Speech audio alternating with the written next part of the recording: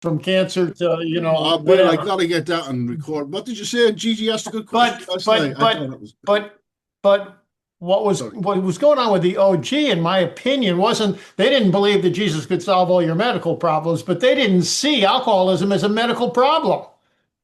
They saw it as a willpower problem and a Right. lack of spirituality problem. That's Weakness. how they saw it. So Weakness. so when Wilson starts talking about the medical stuff that's absolutely essential to that it's it's some sort of medical condition, they're like, no, dude, you got this completely wrong. That's not what's going on here. So anyhow, I didn't want to. I almost sent you a long email. And I thought, God, I just don't have time to write a long email, so I'll talk to her today when we get on this meeting. So, but it was a great question because I've never thought about that before. I mean, you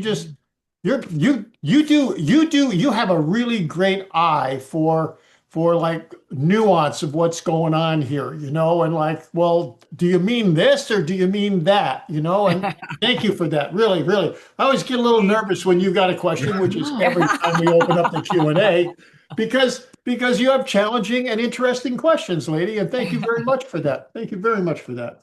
Thank you. I'll tell you something funny. I was talking about in my first drink or my last drink where I thought, oh, it says in the big book I can step around to the nearest bar room and try some controlled drinking. And a guy who commented on that later in the same meeting, this was today, he said, "You're the first person I've ever met who took the big book literally."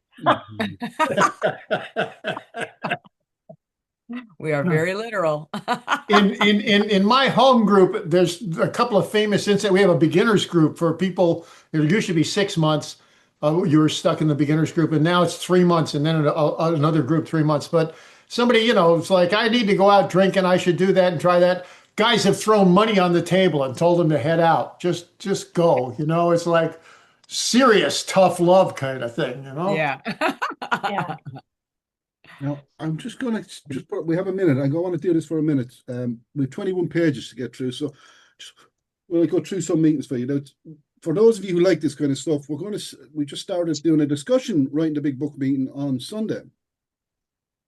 So it's at 3 p.m. If anyone's into, we want to just cover what we kind of read today, and maybe definitely want to read the publication chapter tomorrow.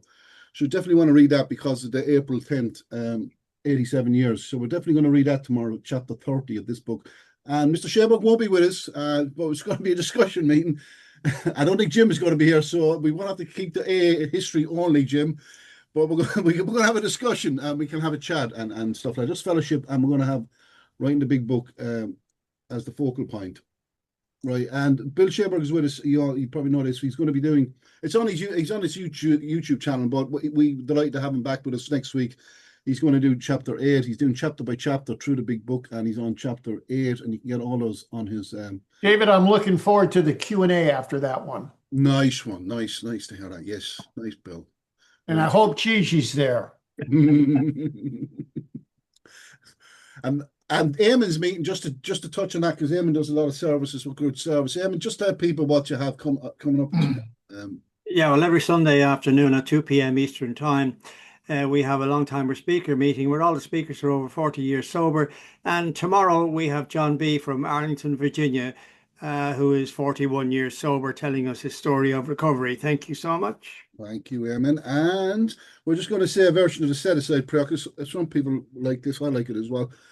So we're using God, obviously, as whatever that simplifies. I'm going to say, God, please help me to set aside everything that I think I know with an open mind to grow in understanding and effectiveness. And we just put in an amen there. And we're thinking of the alcoholics who have yet to find the big book, let alone the writing the big book, The Creation of AA, and the family members. Thank you, everyone. So thank you for your attention. So we'd like to have the author with us, Bill Sherbrooke. Pleasure to have you here, Bill. And we've got Jim Worley with us out of A History Only. And we're going to help read along with those gentlemen. And tonight we're on chapter 12. It's titled The Alcoholic Foundation. And we jumped into August. And we're in the year is 1938. And as you know, yesterday was April 10th. That's when the book was published. And we're leading towards that because this book, Writing a Big Book, covers that period of the 80 months from Counting Noses up to when the publication of the book. So, Bill, here we go. I've got the opening bit, and it's over to me in full screen. Chapter 12, The Alcoholic Foundation, August 1938, and it's on 229 of Writing the Big Book. Bill Wilson had developed a passionate new focus for his fundraising efforts. Having successfully convinced John D. Rockefeller Jr., the richest man in the country, to contribute to their cause, he saw no reason why his next target shouldn't be Henry Ford, the second richest man. The revolutionary automaker's distaste for alcohol was even more notorious than that of the Rockefeller family, who were generally described as being quote-unquote dries. Henry Ford was a quote-unquote super dry. He was so adamant in his opposition to drinking that early in his career he formed a 50-man quote-unquote social department within the Ford Motor Company to intrusively, investigate the moral conduct of all his employees. This group was instructed to fire any man who was caught drinking, or even if he was found to have liquor in his home. Ford had been such a fervent supporter of prohibition that when the possibility of repeal loomed in 1931, he threatened, quote, "If booze ever comes back to the United States, I am through with manufacturing. I wouldn't be interested in putting automobiles into the hands of a generation soggy with drink," end quote. Economic self-interest quickly overrode that ominous threat when repeal went into effect in December of 1933. But Ford's conviction that alcohol was one of the great evils afflicting Western civilization was a foundational belief throughout his life. Bill tries to reach Henry Ford through Charles Parcells. Here was someone who would surely be more than willing to offer significant financial help to their new movement, if only Bill could find the proper way to approach him. Wilson's brother-in-law had been the key to meeting Willard Richardson and then accessing Rockefeller, but how could Bill go about securing a similarly impressive introduction to Henry Ford? After some careful thought, Wilson decided Charles Parcells, one of his Detroit business acquaintances, might be just the man to help. He wrote Parcells a 4-page letter on August 1st, 1938, presenting a detailed summary of the current state of affairs within Alcoholics Anonymous, while simultaneously asking for his advice on the best way to approach Ford. Parcells was a successful businessman, the principal in a Detroit brokerage firm that bore his name, and during the years 1946 and 47, he would serve as president of the Detroit Stock Exchange. Bill hadn't seen Charles for almost a year. Parenthesis, he mentions in passing the quote-unquote unpleasantness of last fall, which likely refers to him losing his job at Quar & Foley the previous October, close parenthesis. But he confidentially announced that he was since come right side up, and he had even been, quote, made a director of the Pierce Governor Company, end quote, a company that, quote, shows a lot of promise, end quote. So much promise, Bill says, that he would, quote, would like to talk at length with you about it when next I get out there. But news of a wonderful new stock opportunity was not the purpose of the letter. Wilson notes that the last time they met, Parcells had been so interested in his work with alcoholics, quote, that I feel you would like to know what has happened. Moreover, I think that you can possibly be of a great deal of help to us in Detroit, close quote. Bill then spends a full page telling him about their growing success, 100 recoveries, 70 in Akron and 30 in New York out of the 200 attempts, of their plans to write a book and about the fabulous endorsements they have just secured from a psychiatrist at Johns Hopkins, along with several other prominent professionals. Bill suggests Parcells could get an excellent picture of the current state of the work by just reading the 2 chapters and the outline he has enclosed in the mailing, carefully pointing out that, quote, although our material has to have a great deal of emotional pep, you will notice that the religious angle is presented in a very broad and sane manner, close quote, and that, quote, we have acquired a great deal of medical and psychiatric information about ourselves, close quote, that is also included in these chapters as an important part of the overall picture. Specifically distancing himself from the Oxford group, parentheses, which he was much more deeply involved with when the 2 men had last spoken of these matters, close parentheses, Bill pointedly notes that, quote, some of their religious thoughts have come from the so-called Oxford group, although the group got these mostly from the Lord's Prayer and the Sermon on the Mount, close quote, and that his own group has subsequently drawn on, quote, many other sources, selecting those ideas and attitudes which experience has shown are more useful, close quote. Moreover, they have realized it is, quote, quite important, even imperative, that we do not align ourselves with any particular institution or denomination, close quote. He then underlines this point by saying, quote, as it now stands, our religious presentation is so broad that a Catholic, a Jew, and an agnostic, or even a Hottentot can go for it. And they were, quote, most anxious to keep it that way, end quote. This is a revealing statement for Bill to be making in early August of 1938, one clearly showing how far he had come in his understanding of the religious component of sobriety since he had last spoken with Charles Parcells in mid-1937. Finally, Bill comes to the point noting, quote, as much as I dislike to introduce the money element into this picture, I don't see how it can be avoided, close quote. After explaining why money is needed at this time, he immediately gets specific and says they would be able to, quote, use at least $25,000 to excellent advantage over the next 12 months to carry on the general work and to get the book out, quote, end quote. Then just as quickly, Bill allays any fears Parcells might have that he was about to ask him for a donation by saying that they have already formulated a plan for raising the money, and what he really wants from Charles are his comments and suggestions on this plan. If he could just write back to Bill with his honest opinion on these matters, that would be, quote, would be plenty of contribution as far as we are concerned, close quote. Bill Wilson had already described this proposed plan to others, but here it is laid out in greater detail. They are going to begin by approaching large corporations as a source of funding for their group.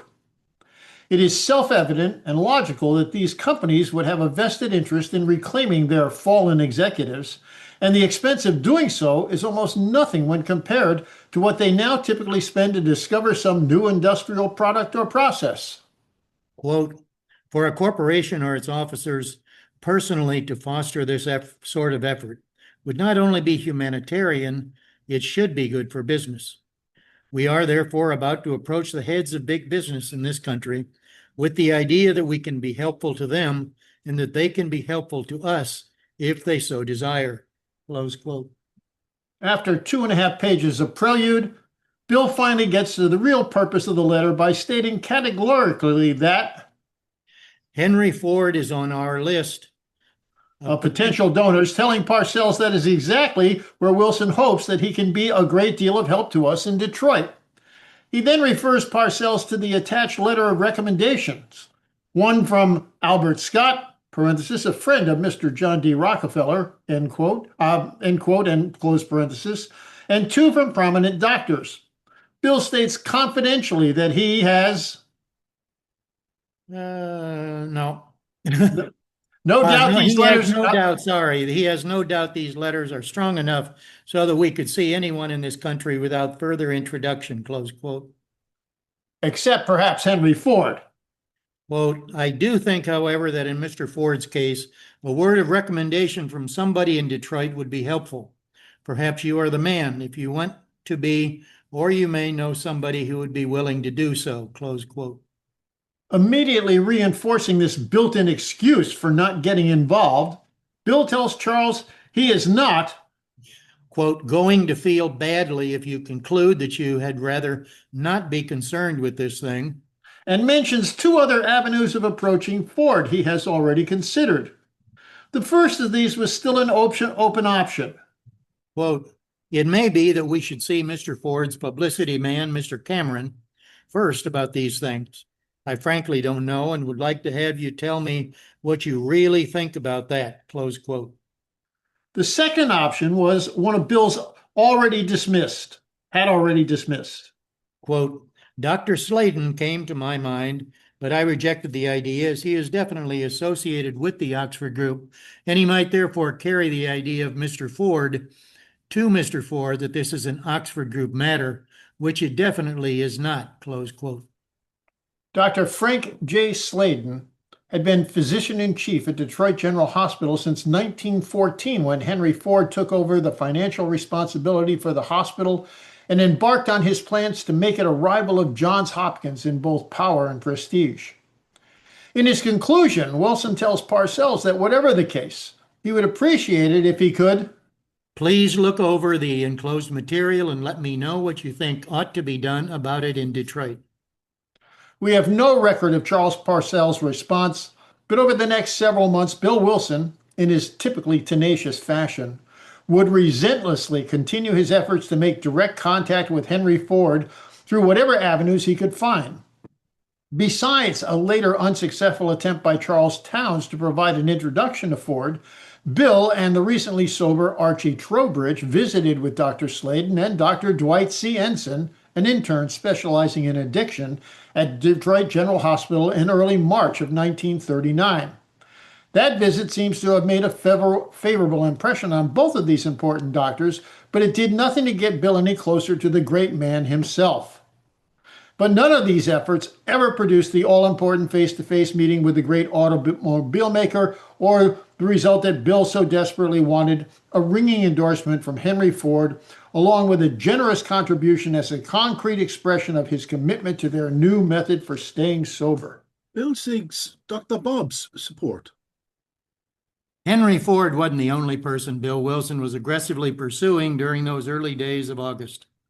The other major target was Dr. Bob Smith, whose support he needed to ensure that the Akron group didn't wander off on some completely divergent path of its own. At this critical juncture, Wilson realized just how crucial it was that everyone be moving in the same general direction, and he was committed to doing everything in his power to make sure that happened.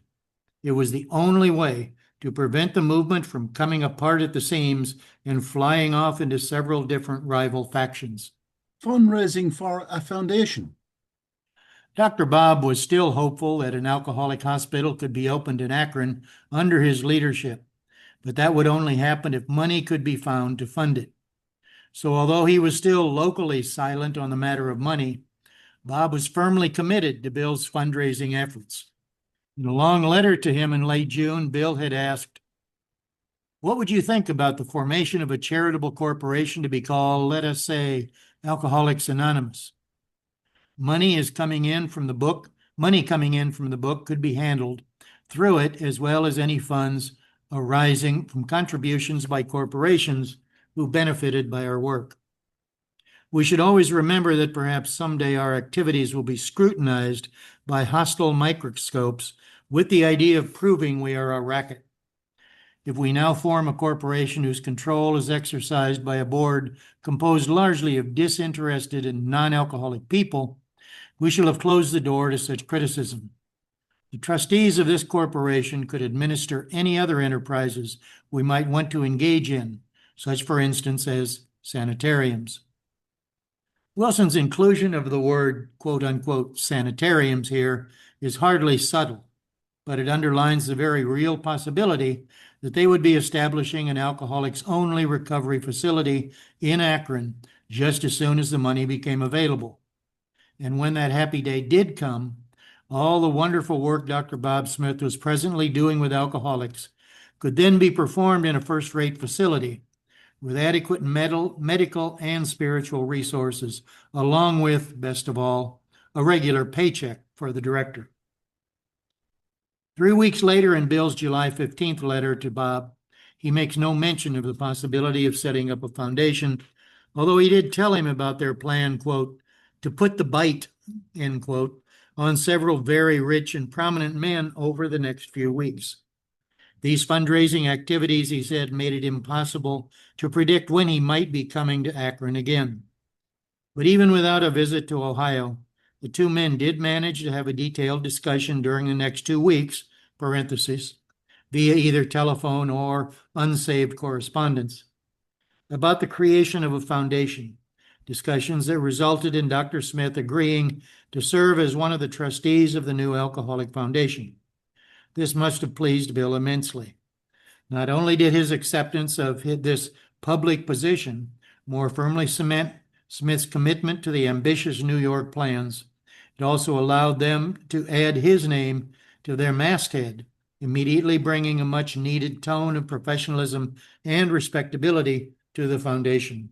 Getting the Akron squad's stories for the book. But establishing a foundation wasn't the only thing they discussed during those late July talks. Wilson was anxious to get the Ohio members committed to his vision for AA, and he thought the best way to do that was to get them actively involved in the book project. He wanted Smith to be much more aggressive and insist that the Akron quote-unquote alcoholic squad start writing their own stories for the proposed book. Bill had already sent him a copy of Hank's list of the professions and the obvious corresponding members, the majority of whom were in Akron, that he wanted to include in the stories section. So how were those stories progressing, and how soon could he expect to see some finished copies of those stories coming in from Ohio? Whatever the substance of their earlier discussions, Bob had some questions about exactly what Bill was looking for, and he wrote back asking for clarification. Smith's letter has been lost, but Wilson's reply on the 7th of August supplies some candid advice on how the Ohio members should go about writing their personal stories. Dear Bob, thanks for your good letter. About the stories, I should say that everyone should write at whatever length they want to. The more the better. Then 1,000-word manuscripts can be edited down to the right size.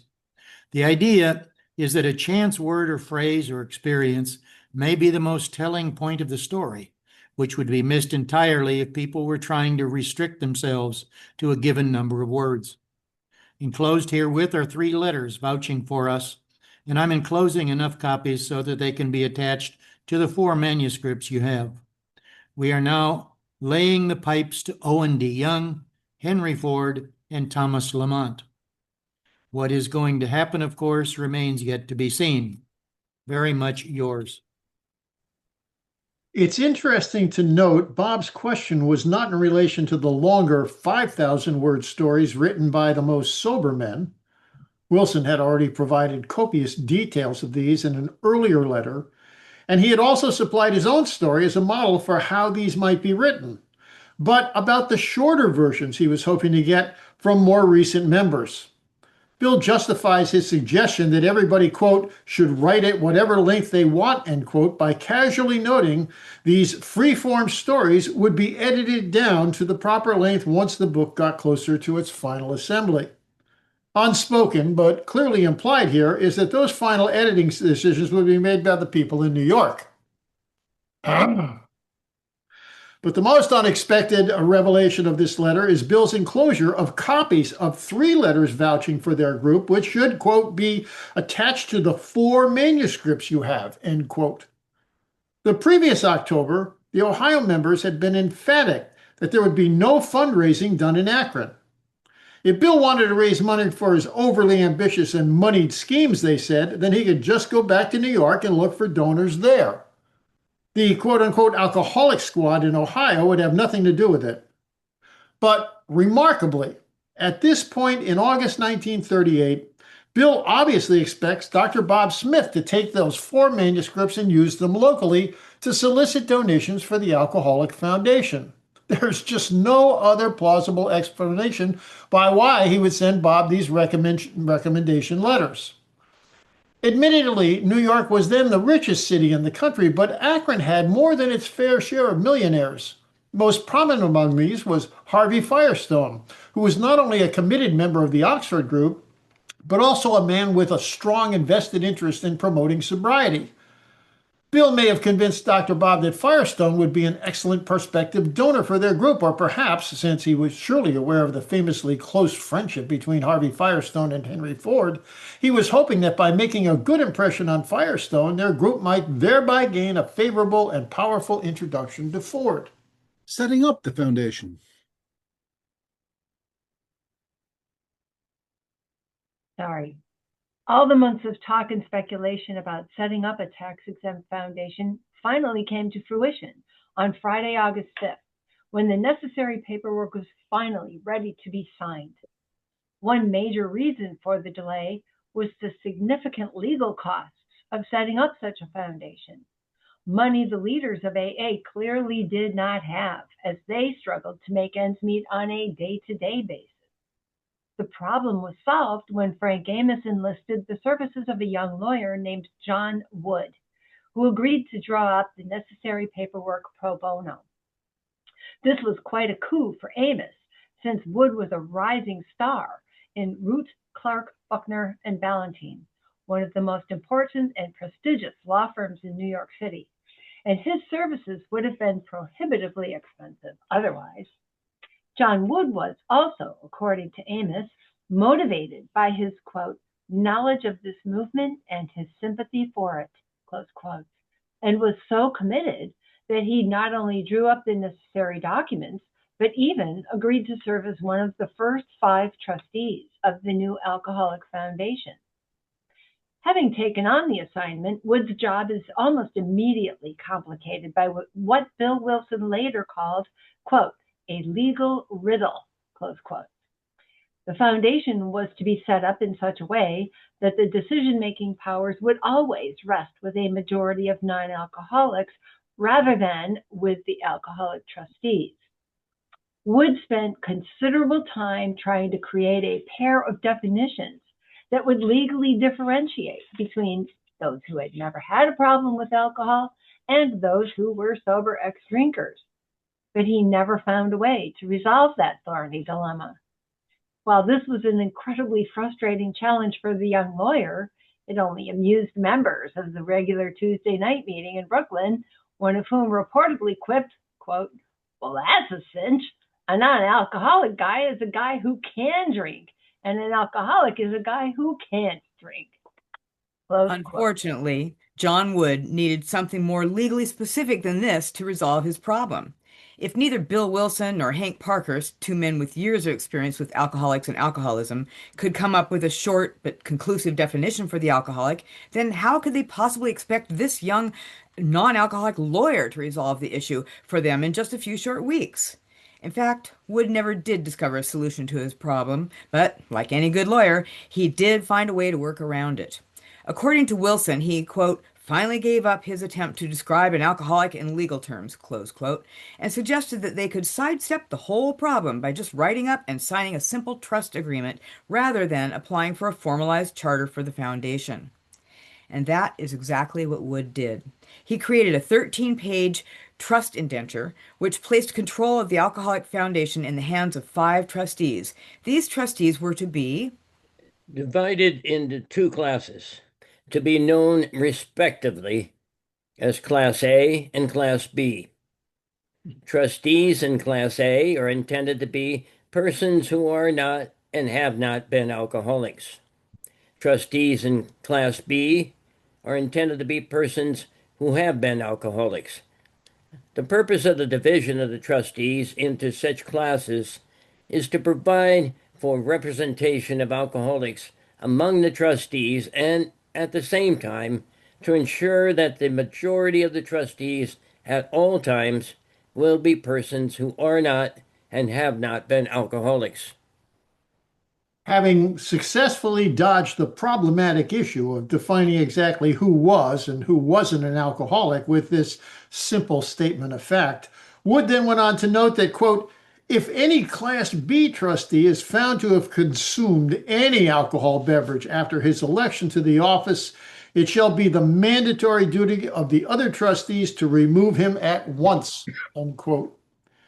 Well, at least that was clear enough. The duties of the trustees would include ensuring that the money collected by the Alcoholic Foundation was put to the proper purposes. And here it becomes clear the ambitious plans Wilson had formulated for his group the previous October, a string of hospitals, paid missionaries, and a book, was still very much a part of his ongoing plans, with a few new items added along the way just for good measure. The purposes. The purposes of the foundation to which the fund is to be applied by the trustees are 1.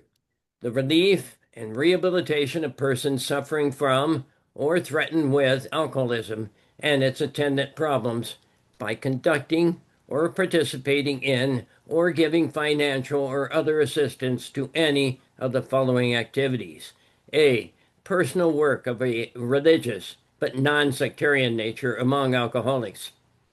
B, the maintenance of places of rest and recuperation for alcoholics. C, providing financial assistance in the form of loans or gifts of alcoholics. D, research in the field of alcoholism and related problems. E, the publication and distribution of books, pamphlets, and other literature on the subject of alcoholism or designed to assist alcoholics in overcoming their difficulties.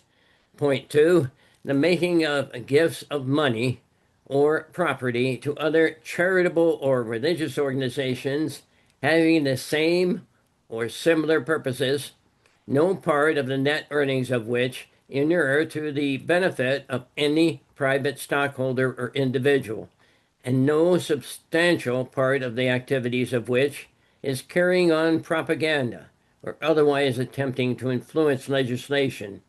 And point number 3, any and all activities which, in the judgment of the trustees, will assist in the restoration of alcoholics to normal life.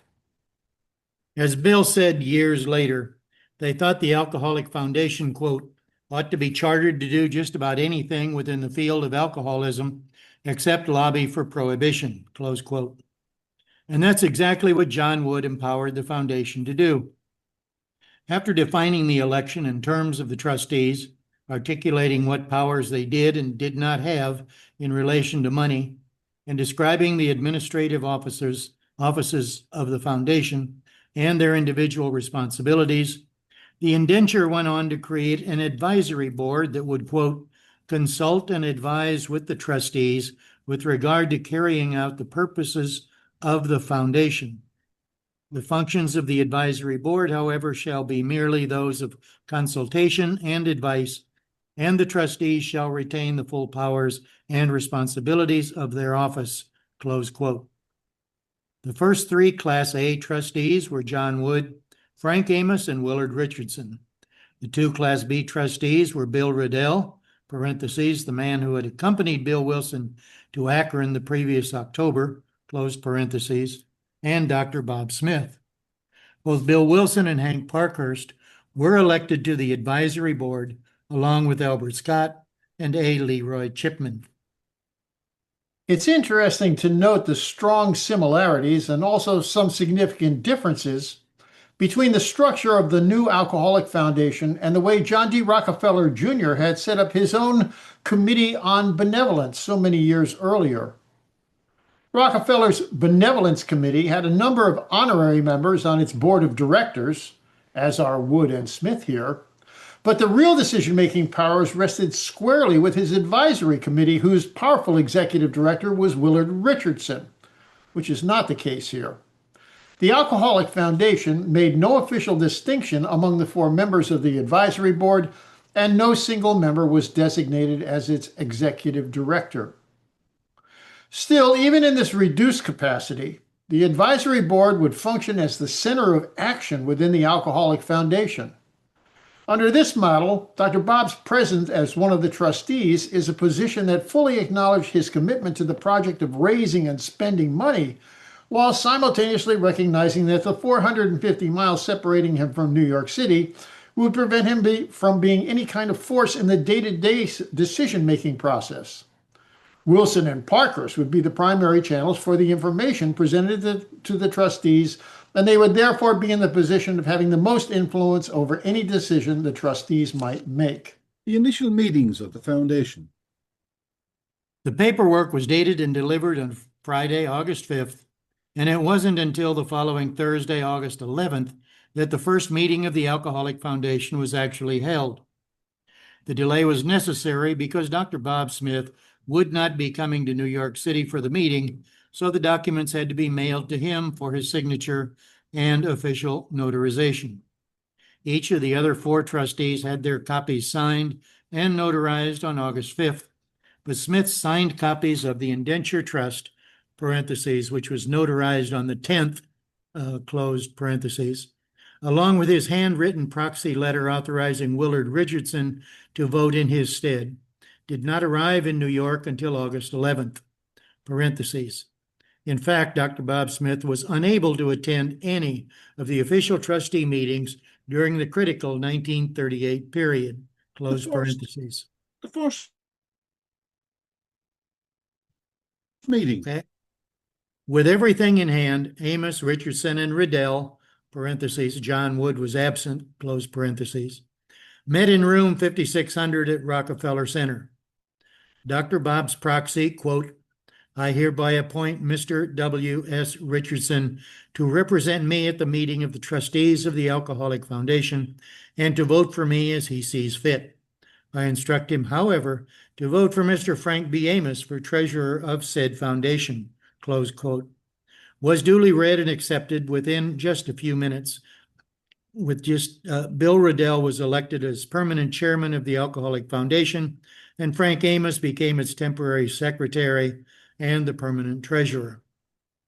The two remaining Rockefeller men, Chipman and Scott, were then elected to the foundation's advisory board, parentheses, thereby cementing the commitment of all four of Rockefeller's friends to this new foundation, close parentheses, along with Bill Wilson and Hank Parkhurst. Two of these new members, Chipman and Parkhurst, were present at the meeting. Albert Scott and Bill Wilson were not. Having taken care of the administrative formalities, Hank Parkhurst was then called upon, quote, to recount the work to date in the Eastern section, close quote, and he delivered a report noting that 41 alcoholics have recovered and are currently, quote unquote, on the ball. We have 6 alcoholics in the questionable class, 12 alcoholics upon whom a great deal of time has been spent, but who are so difficult that the cases are classified as practically hopeless. 10 alcoholics who have definitely recovered, but who are out of touch with the group. At present, they have over 25 prospects. since the Ohio contingent was at this time commonly referred to as being in a, quote, western city and its environs, close quote, these figures represent the current status of recovery in New York, New Jersey, and Washington. If there had really been just 10 sober members the previous October, and if Hank's August numbers are accurate, there would have been a solid 4-fold increase, parentheses, or 5-fold if we're meant to include those out-of-touch members with the 41 who have recovered, close parentheses, in the number of sober members in the East since Bill and Dr. Bob had, quote-unquote, counted noses in Akron. While Hank had suggested to Amos in mid-March that neither he nor Bill nor Fitz should be, quote, called upon to make reports or be pressed to show results, close quote, this kind of growth in just 10 months was certainly the kind of report Parkhurst was anxious to make. Such impressive numbers lent solid credibility to the desperate need for money so they could continue this obviously effective work of saving alcoholics.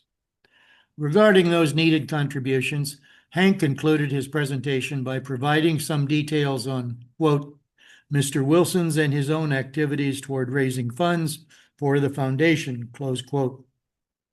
Although the minutes are not explicit, beside the contribution from Rockefeller in March, Hank likely reported on the monies they had already received from Charles Towns and the $1,000 Bill had managed to borrow from Agnes Mayo. Beyond that, we can safely assume Hank then painted a glowing picture of their current plans for approaching some of the richest men in the country, including Owen Young, Thomas Lamont, Alfred Sloan, Edward Stettinius, and Henry Ford. In his new role as treasurer, Amos then, quote, went into budget and office matters for the information of the trustees, close quote, producing the necessary paperwork to be signed by 3 of them so that an, quote, unincorporated association account, close quote, could be opened at a local bank for the future management of the foundation's money. And so on that high note, and with great hopes for the future, the first formal meeting of the Alcoholic Foundation, parentheses, which would later evolve into the General Service Office of Alcoholics Anonymous, close parentheses, was unanimously adjourned. Why Bill Wilson did not attend this important meeting is something of a mystery and completely unexpected at such a critical juncture for the group. The reason for his absence is neither noted in the minutes nor mentioned in Lois's diaries or in any other contemporary document. The meeting was called at the last minute on the same day Bob Smith signed copies of the trust indenture and his proxy letter arrived. So perhaps Bill had a prior commitment to meet with some rich or well-connected New Yorker on that day when he just couldn't afford to cancel. But whatever the explanation, Bill's absence definitely provided Hank Parkhurst with an opportunity to take center stage and proudly recount for the trustees all of their current successes in the East. The second meeting. It's also interesting to note that neither Wilson nor Parkhurst attended the second meeting of the Alcoholic Foundation, which was held just 7 days later on Thursday, August 18th. We know Bill had left for Maryland the previous Saturday, parenthesis, chasing the possibility of opening a sanitarium for alcoholics in Washington, D.C., close parenthesis, but the reason for Hank's absence and his exact whereabouts on that day are uncertain. This second meeting was attended by Richardson, Amos, and Rudell, along with A. Leroy Chipman, who was sitting in as a representative for the advisory committee. Other than reading and accepting the minutes from the previous meeting and the treasurer's report with the particulars of the new bank account he would be opening the next day, the entire agenda was devoted to the transfer of John D. Rockefeller Jr.'s contribution from the Alcoholic Fund to the new Alcoholic Foundation. For some reason, this involved quote-unquote considerable discussion before the three men unanimously agreed to transfer the $2,150 still remaining from, quote, an anonymous donor for the alcoholic work being done in Akron, Ohio, end quote, into the foundation's new account. It is more than likely that this prolonged discussion centered on the fact that the money could only be transferred with, quote, the stipulation that it be used exclusively for the work in Akron, end quote, making it explicit that the money could not be spent on for any other purpose than that stated in the organization charter. Having approved the transfer with that restriction, the trustees then authorized Frank Amos to send Dr. Bob Smith a check for $200 on the first of each month, starting in September and continuing until the following April. The next day, Frank Amos was still busy with foundation work. He wrote Willard Richardson, informing him he had just returned from the bank, where he closed the joint account they had maintained for the Alcoholic Fund and transferred the remaining balance into the new account established for, quote, the Alcoholic Foundation, which came into existence on August 11th, 1938, end quote.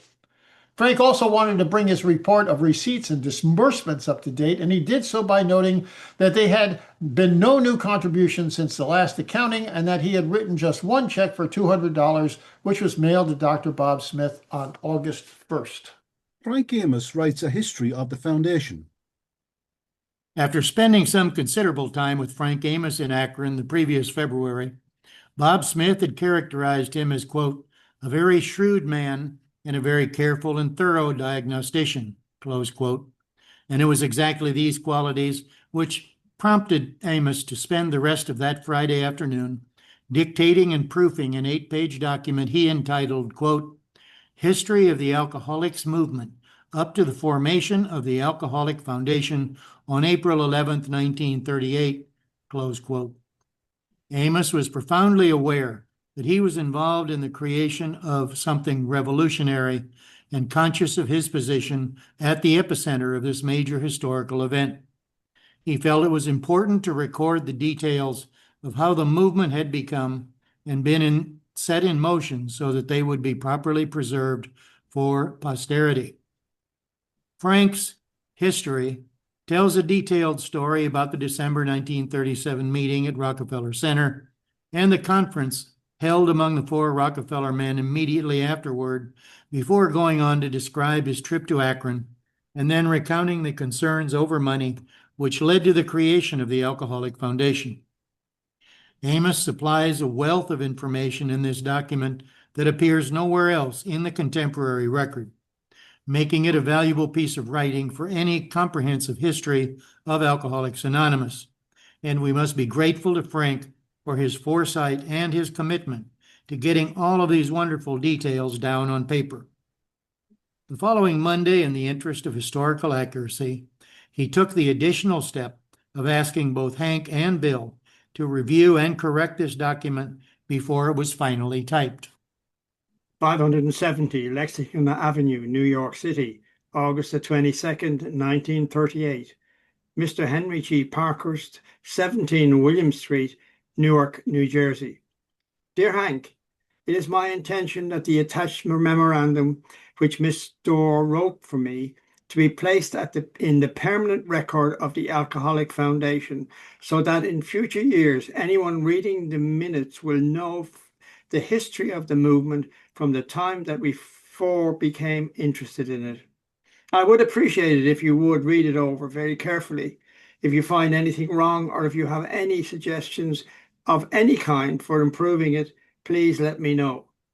I think Bill Wilson should also read it before it is finally typed. I have 2 or 3 intimate friends who are already fairly familiar with this work, to whom I want to give a copy of this, along with your prospectus of the book. And as soon as you and Bill have passed on it, it can be copied, and I should like to have about 6 copies, including the original. Sincerely yours, Frank B. Amos. Despite the additional review by these 2 direct participants, there are still some misstatements in this account, parentheses, in particular with dating, close parentheses, but these are minor. Frank Amos's history did an outstanding job of presenting the backstory of Alcoholics Anonymous, which was largely missing from the outline and the 2 chapters included in the prospectus of the book. The document would therefore provide an excellent introduction to the work for his friends who, on the basis of their friendship alone, would likely have read all of these additional 8 pages. Beyond these few friends mentioned in his letter to Hank, it is unknown whether Bill and Hank ever included any of their extra copies of the Amos history in the promotional packages sent out to prospective donors after the middle of August. Frank Amos certainly felt it made a valuable addition to any appeal they might make to potential donors, and he obviously intended them to use it as such.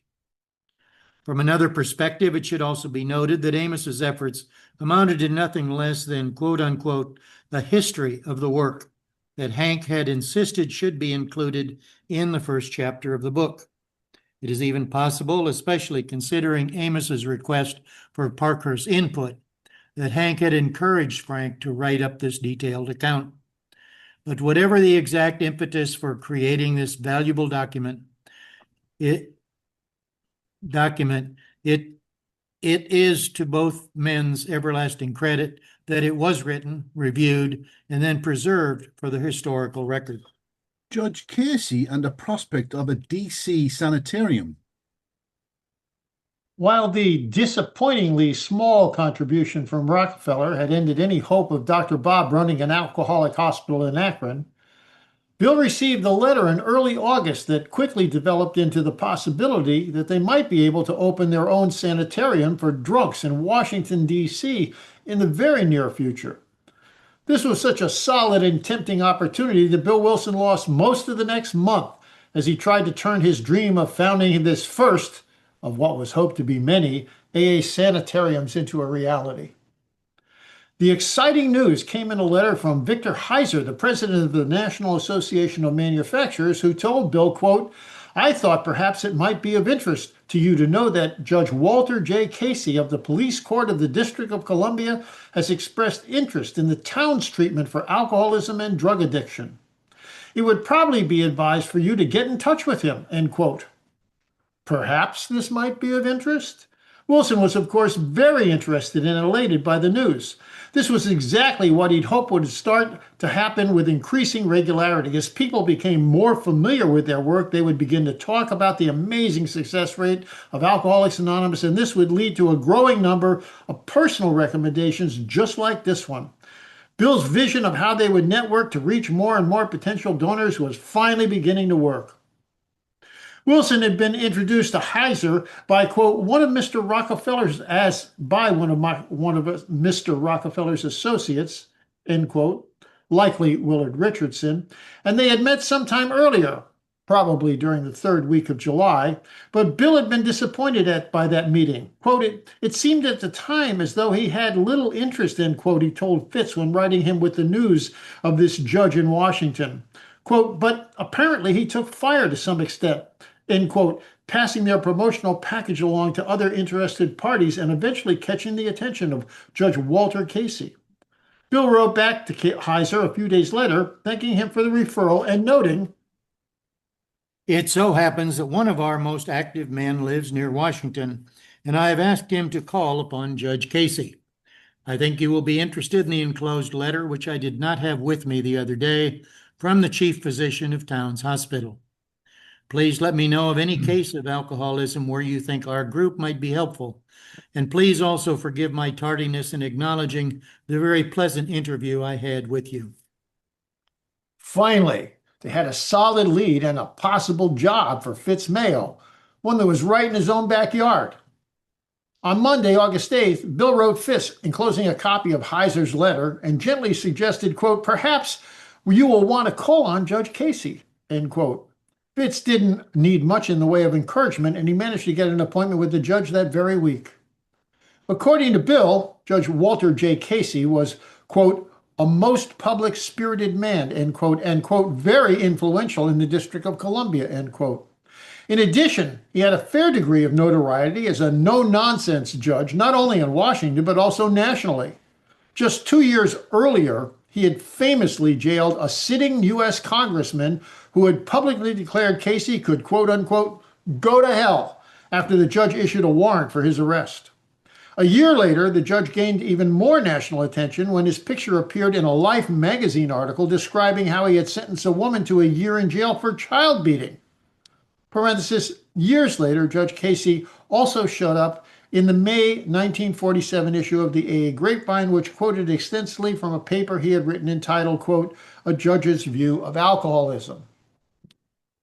Given his job of presiding over the local police court, it is not surprising that the judge had, quote, dealt extensively with drunks in his court, and had wondered for years what could be done about it, end quote.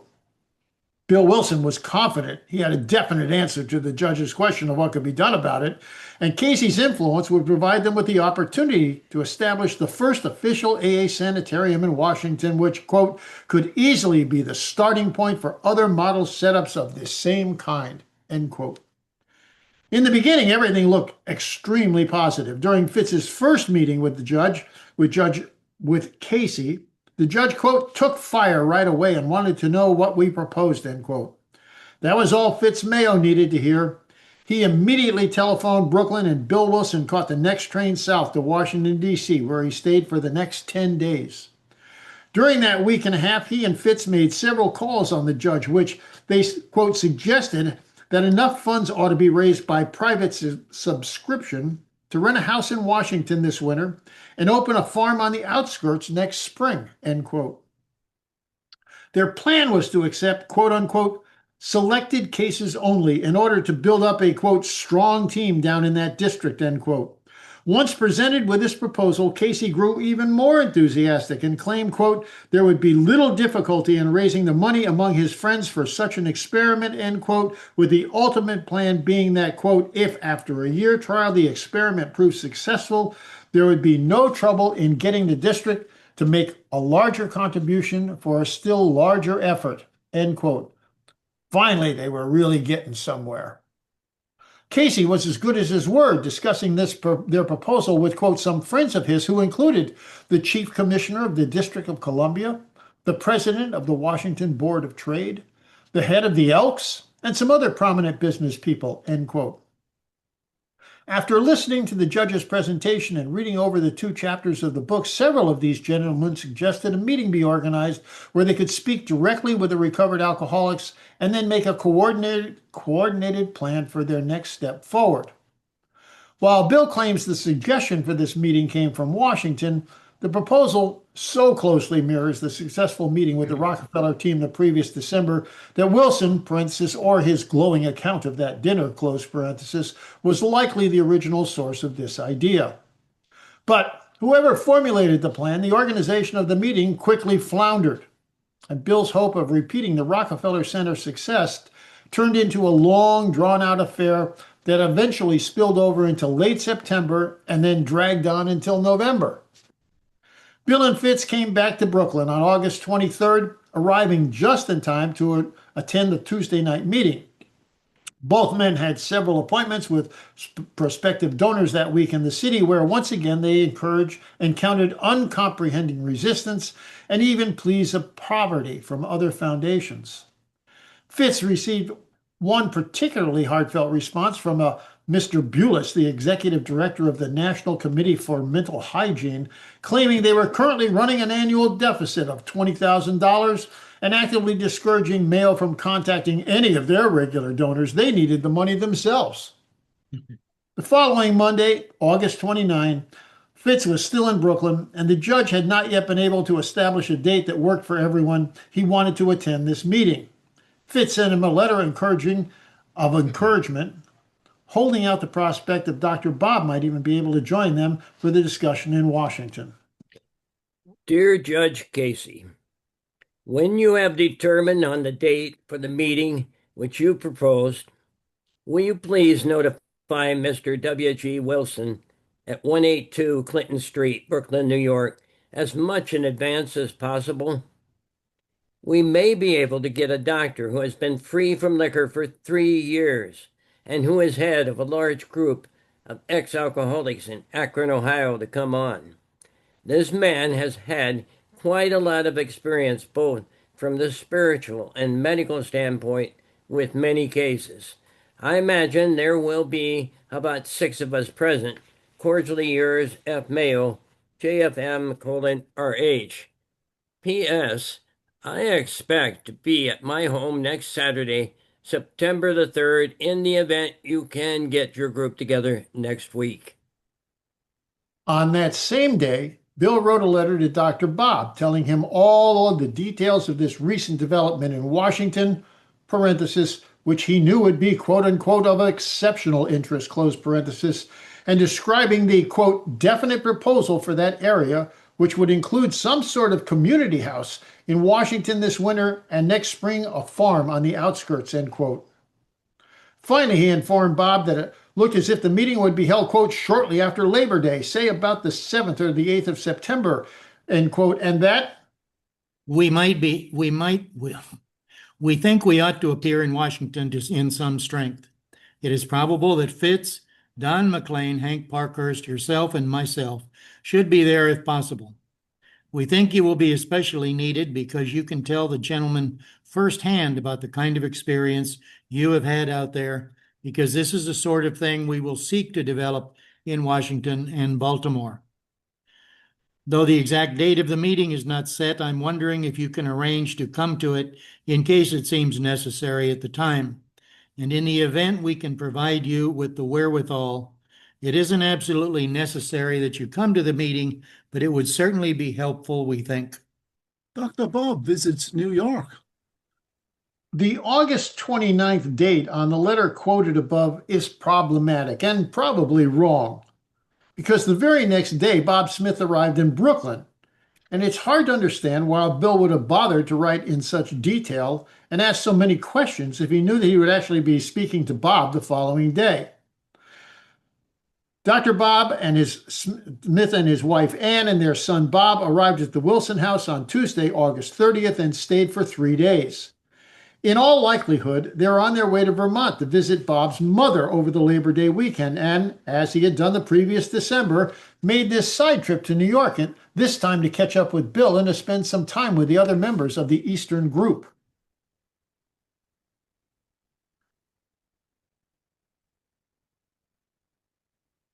Sorry, that mute button again.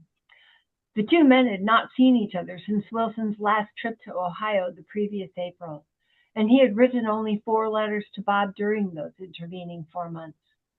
It would be helpful to have copies of any letters Bob may have written during this time. We know there was at least one, which Wilson references by saying, quote, "Thanks for your good letter," close quotes, but it did not survive. Still, there is no indication of any glaring gap in their correspondence during those 4 months, other than the necessary discussion about Bob Smith's election as a trustee of the Alcoholic Foundation, parenthetically, which, as already noted, might have been negotiated with a phone call, close parentheses. Such a minimal amount of communication over these critical 4 months severely challenges the popular AA myth regarding the close contact and constant interaction between these two men during this period. The Smiths arrived just in time for Bob to participate in the regular Tuesday night meeting. But unfortunately, we have no record of what he thought about the very different style and substance of that meeting. By late August 1938, the format in Brooklyn had been evolving for well over a year and was now significantly different from the Oxford group meetings being held at T. Henry Williams' house from every Wednesday night in Akron. The New York meetings were not only far less religious in tone, but they also placed a much greater emphasis on alcohol, both the participants' past history with drinking and the importance of not picking up the first drink, which was not happening in the Ohio meetings. It would be fascinating to know just how approving and even comfortable Bob Smith felt when he came face to face with such glaring differences, but he has left us with no record of his reactions. In addition, we have no information about what opinions, if any, Bob Smith may have expressed about the recently launched book project, and especially about the 2 chapters Bill had mailed him 2 months earlier. Did he approve or disapprove of the overall plan? Should they make changes to the outline?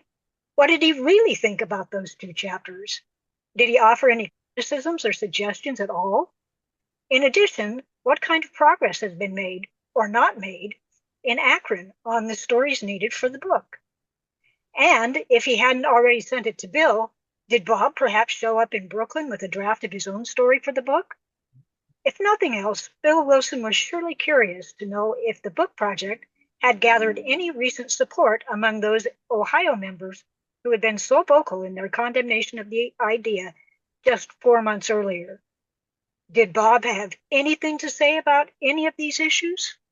There were also those still very contentious issues surrounding money and hospitals.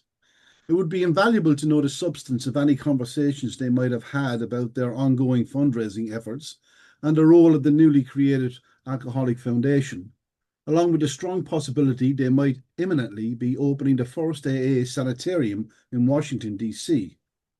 And finally, there was the very real possibility that they would soon be receiving some prominent national publicity, since that August 30th meeting was also attended by an observer from the Reader's Digest who had been invited to sit in by Hank Parkhurst in the hopes that the Digest would write a favourable article about the success of their movement. This was, after all, the only time during the year 1938 that Bill Wilson, Hank Parkhurst, Fitz Mayo, and Bob Smith, the 4 most important and active members of early Alcoholics Anonymous, ever had a chance to sit down together and have a meaningful discussion about the future of their movement.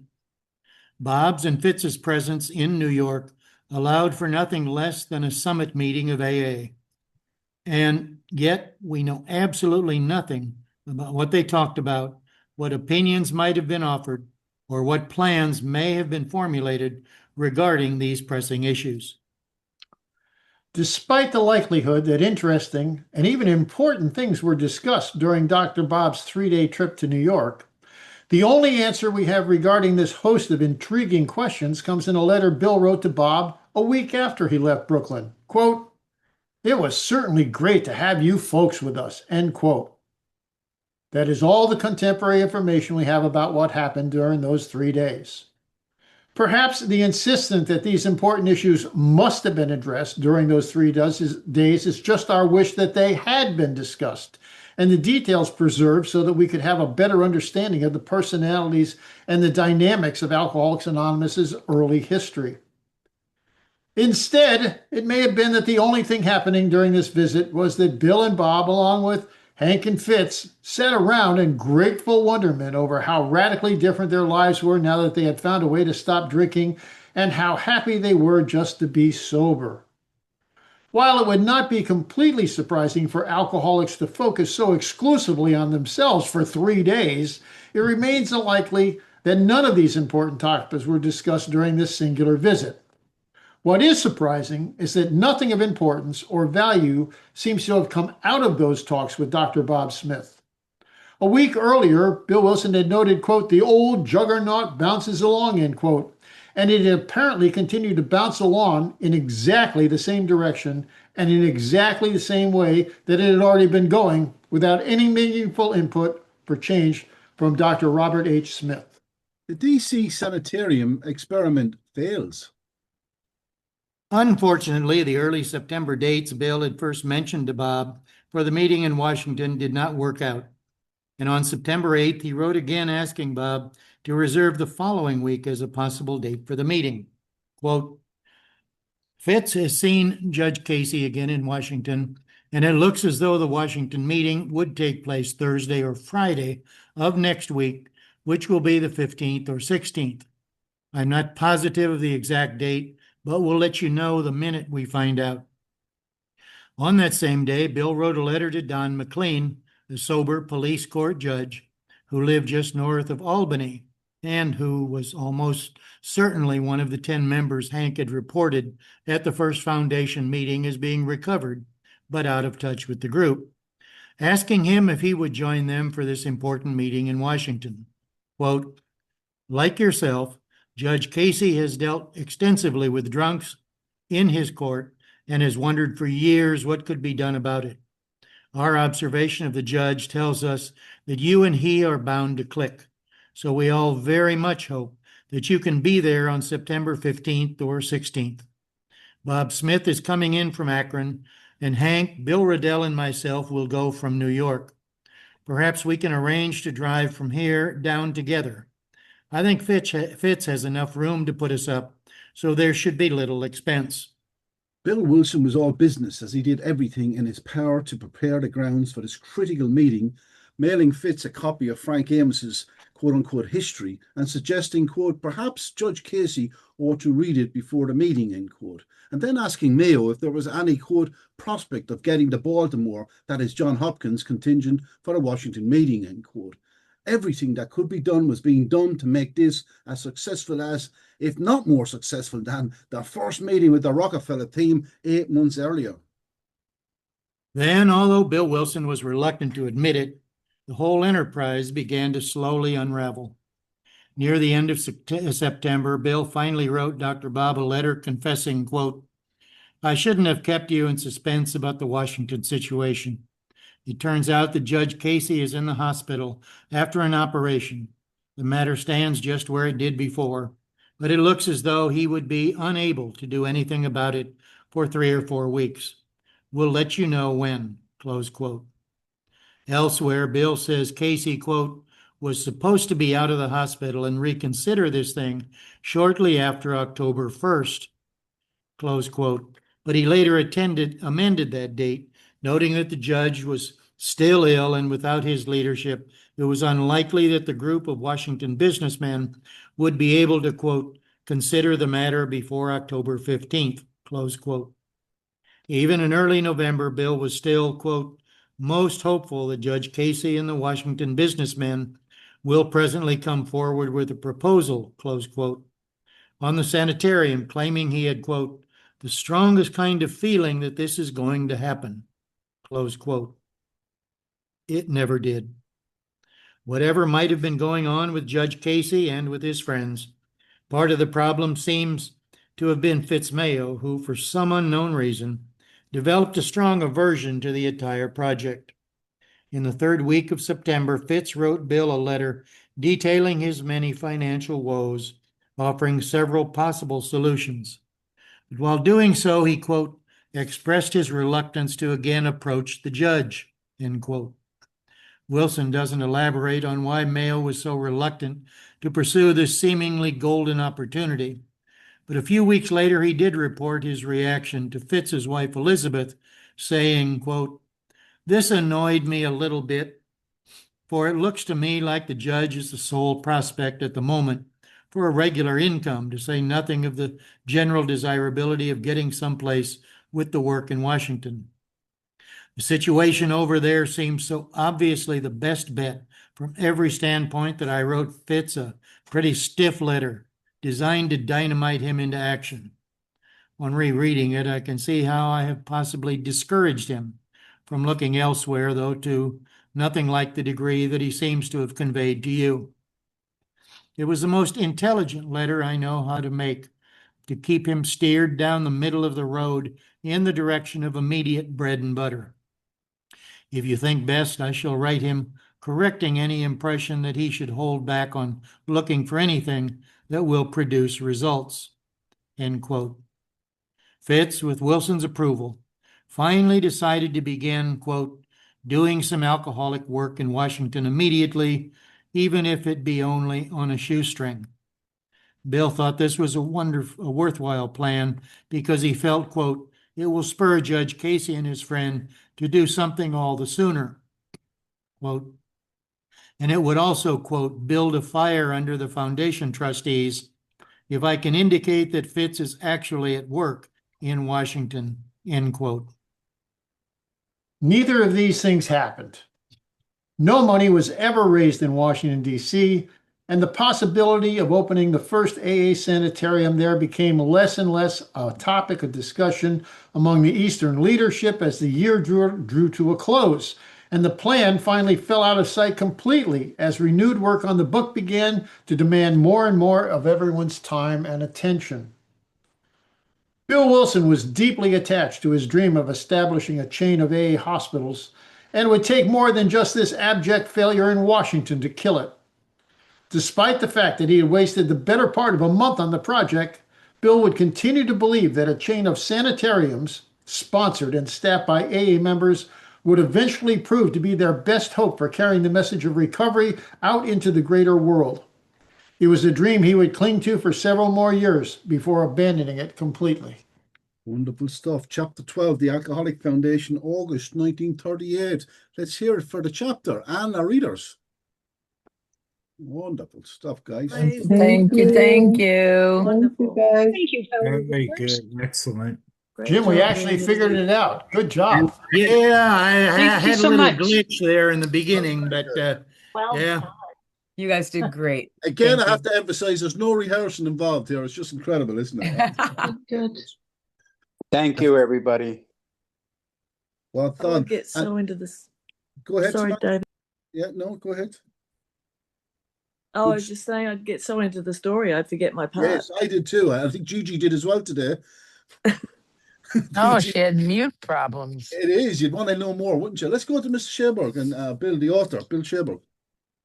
Thank you, David. Couple of things. First of all, you know, they've got non-alcoholics in the majority in the first session here with the trustees. That gets changed in the 40s sometimes. I'm not good on the 40s dates, but I know that Wilson finally changes it so that the ex-alcoholics, as they say here, the ex-alcoholics are in charge. They've got the majority of the votes, and it's stayed that way ever since.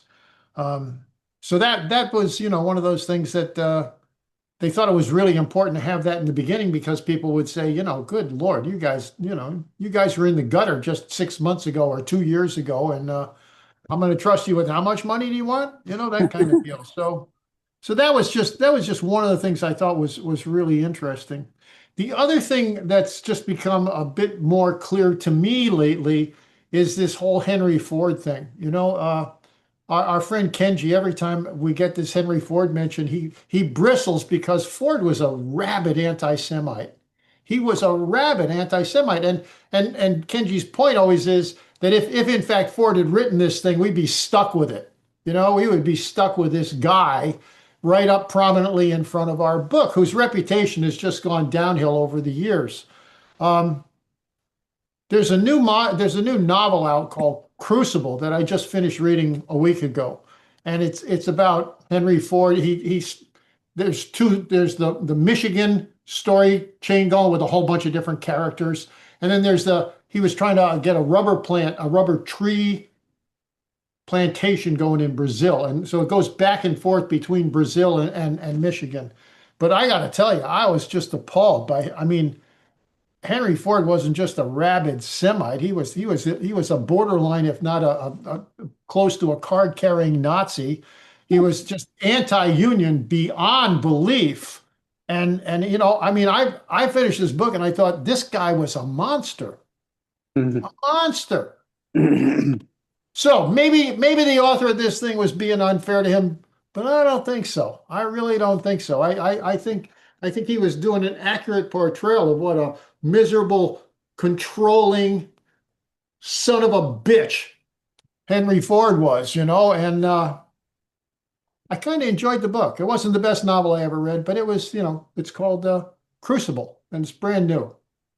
And you know, one of the things that happened, you know, you see so he was anti-union. I mean, you wouldn't. I mean, if I've got the national, they had just set up the National Labor Relations Board or whatever it was under Franklin D. Roosevelt's tutelage, and they were forcing him to.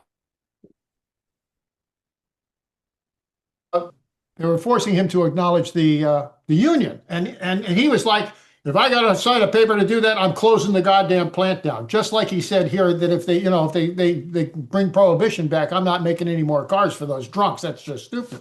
So, but they did in fact finally get in there. But one of the things that appalled me, and it just, I think so much about the media attention since then and then going on at the moment was, you know, he controlled so much of the press that the stories they told very, very prominently and throughout radio and television. I mean, not television, but the press was that, you know, all these guys were communists. All these union guys were communists. If you just breathed a single positive word about the union, you got fired. And he had spies going around all the time doing this. I mean, it says here that if they come in your house and they find booze in your house, you get fired. You know, it was.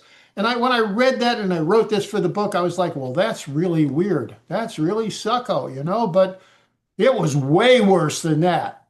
If the stuff I'm reading here is correct. So, man, oh man, he was really, I think monster is the right word. That was certainly my takeaway. And I was like, big exhale. We in my house, we say exhala, you know, it's like exhale because exhala, baby, because if we had Henry Ford up front there, we'd be in some serious trouble here today. It's bad enough we got to defend two wives, for God's sakes, but defending Henry Ford would be absolutely impossible. Impossible. So anyhow, those are and then, you know, I can, you know, this thing about going on and on about how people demonize people who are trying to change things. You know, I can remember my father in probably the early 1960s showing me something he had gotten someplace or found someplace that claimed that Martin Luther King was a communist, and it showed him in the front row of some classroom that was being run by the Communist Party, you know, and it was just, you know, because MLK was all about change and people didn't want change, so they would smear him with all kinds of really, really bad things. And God knows who knows what's really going on in Washington these days. I mean, who the hell knows? I don't know. Anyhow, but I was really, really happy that Henry Ford turned out to be a no-show in this whole story here. You know, just like, okay. Oh, great stuff, Bill. And let's go to Jim Worley. Jim. To get back up on the same soapbox, I agree. We really dodged a bullet there. We dodged a couple bullets. You know, Henry Ford, you know, had some publications out, rabidly anti-Semitic publications out.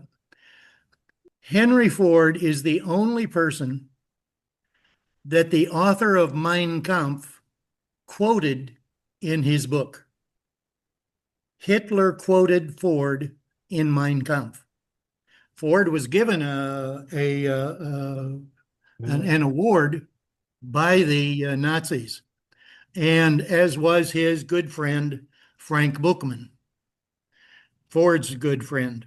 And that's another, you know, the time that New York broke with the Oxford Group was just shortly after Buchmann made his famous, you know, if misunderstood, who knows, but, you know, his famous statement, semi-praising Hitler.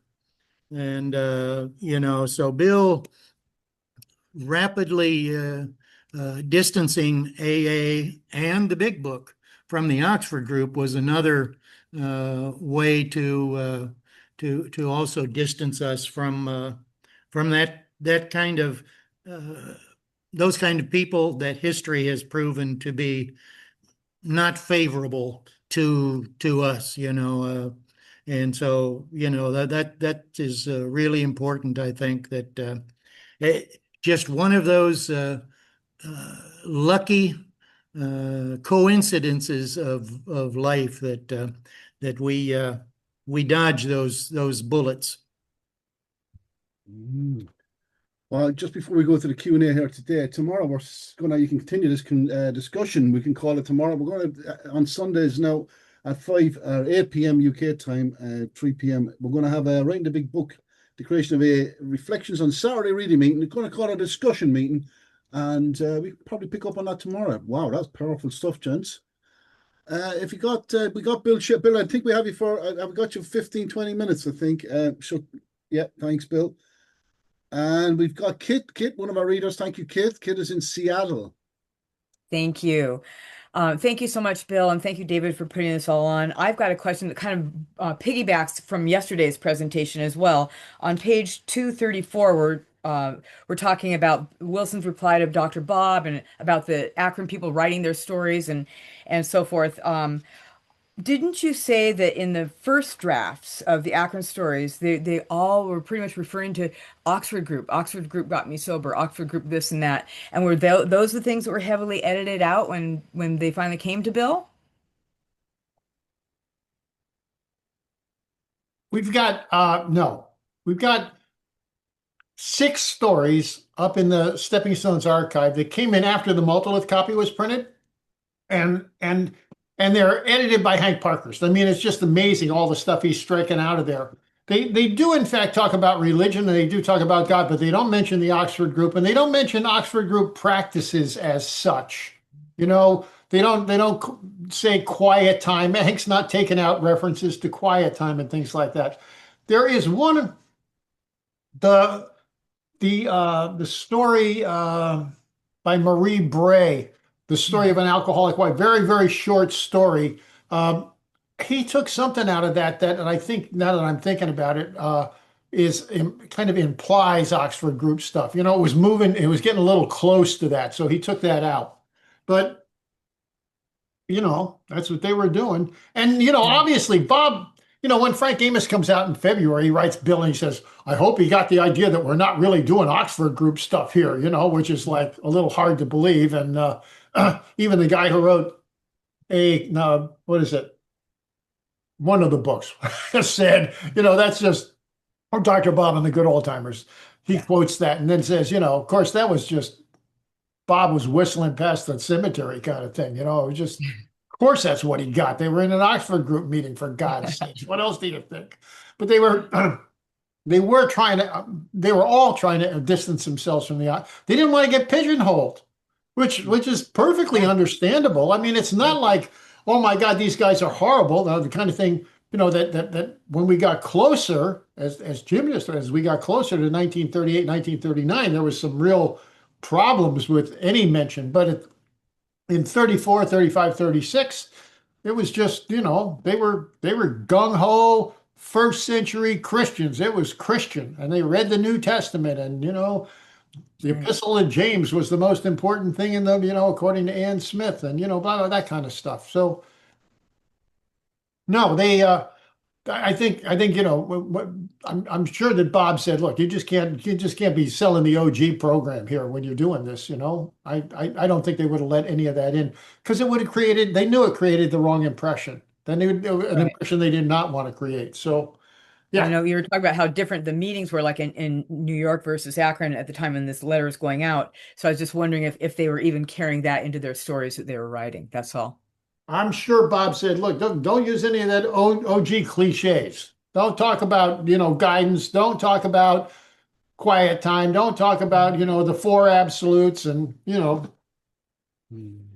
Otherwise, I mean, they're still talking about the 4 absolutes out in Ohio today, for God's sakes, I mean.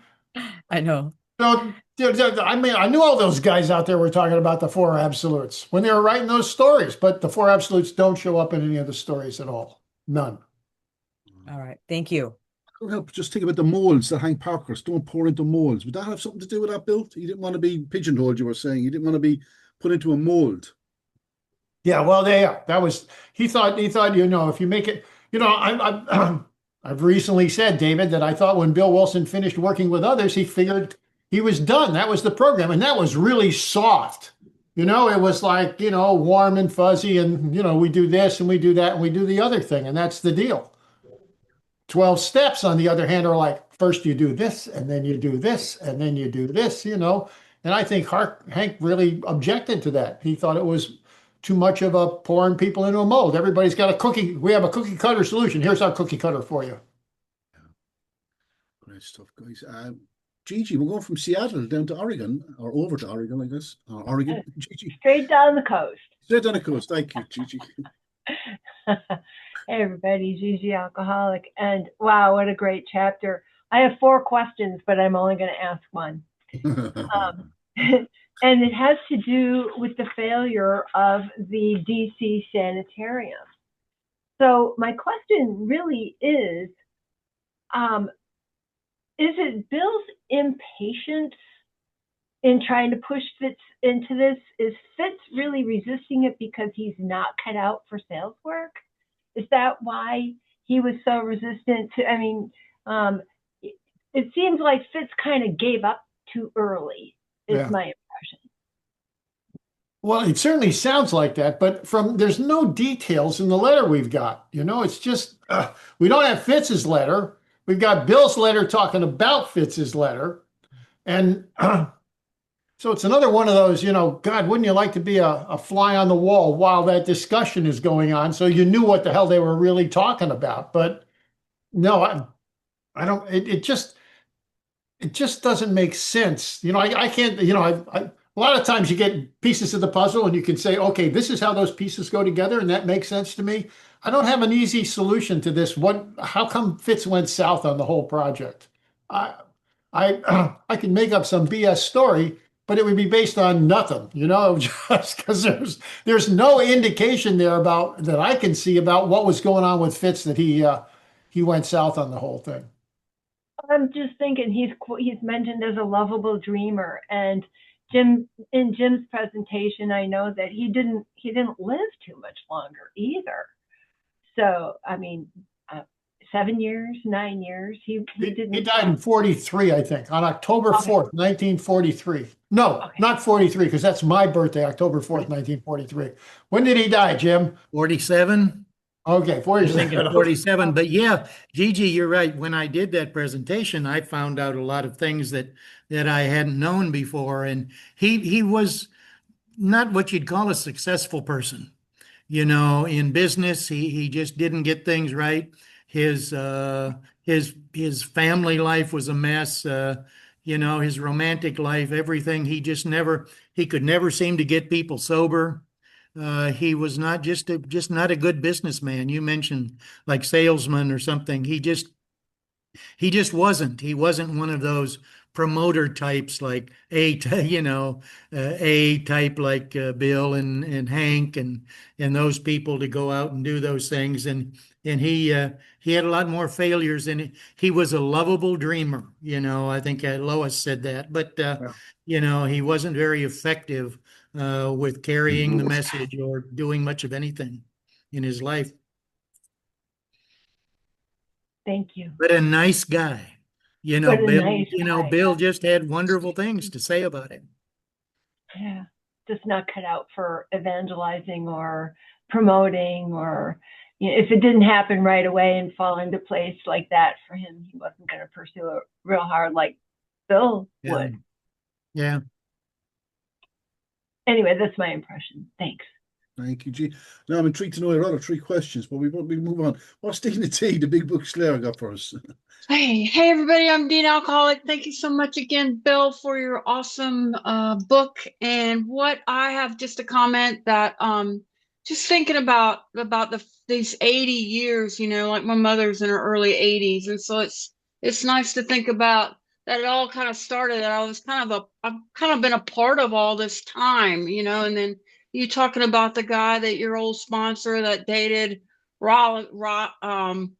Hazard's granddaughter or whatever. Daughter, sorry. And so how all this stuff of the history of each person, and so it's so nice. But you know, because like say a year ago, I was pretty much thinking Bill sat down and he's like, I've got a moment, and he just sat down and he wrote the book, and then he went out and he got it sold, and then he like people do nowadays, they have it on TV. You want to write a book?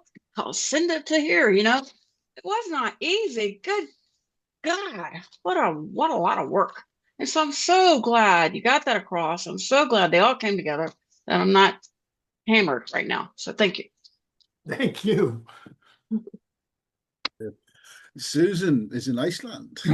Hi guys, Nice. Susan Alcoholic. Thank you, Bill. Thank you, David. Thank you all, the team. Yes, I concur with Dina. I'm really glad that things worked out the way that they did. Holy crap.